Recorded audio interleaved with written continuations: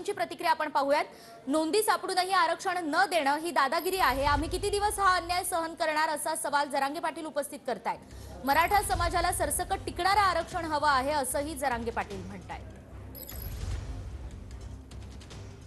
दादा, 15 तारखेपासून मराठा समाजाचं मागासले मत तपासण्यात येणार आहे आणि हा अहवाल महिन्याभरात येऊन 1 महिना नंतर मराठ्यांना आरक्षण मिळू शकतं. नाही, त्या अहवालाच्या बद्दलचं आमचं काहीच म्हणणं नाही. मराठा समाजाच्या ओबीसीत नोंदी सापडल्यात. मराठा समाजाला ओबीसीत आरक्षण पाहिजे आणि सरसकट महाराष्ट्रातल्या मराठा समाजासाठी याच्यासाठी हा संघर्ष आहे. ते आरक्षण कुठं आम्ही नाकारलेलंच नाही, आम्ही कधी म्हणलोच नाही नाकारलं. परंतु ते एन टी व्ही सारखं टिकणार आहे का, यावर सरकारकडून कुठलंही स्पष्टीकरण आलेलं नाही.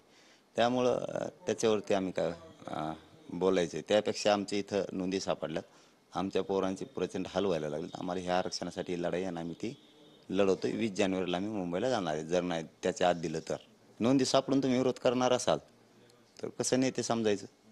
तुम्हाला सर्व समाजाचे समावेशक नेते आम्ही समजायचं कसं? नोंदी सापडलेला असून तुम्ही म्हणताय देऊ नका, घेऊ नका, ही दादागिरी झाली. याला दादागिरी म्हणतात. आम्ही घेऊ आणि ओबीसीतूनच घेऊ. करोडो समाज मुंबईला जाणार आहे, आरक्षण घेऊनच येणार का? त्याशिवाय माघारी येणारच नाही असा ठाम निश्चय मराठ्यांचा झालेला आहे.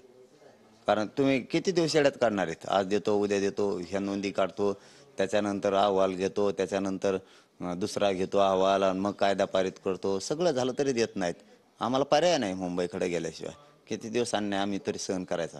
आम्ही तुम्हाला सरळ सरळ सांगतो, त्यांनी दिलेले जे आकडे आहेत त्यांच्या यंत्रणेनं लोकांनीही सांगितलेले नाही आहेत कसं जायचं, कुंकडून जायचं. हो, हे जाहीर सांगतो मी सुद्धा. आम्ही सुद्धा वेळेवर बाहेर पडणार सगळे.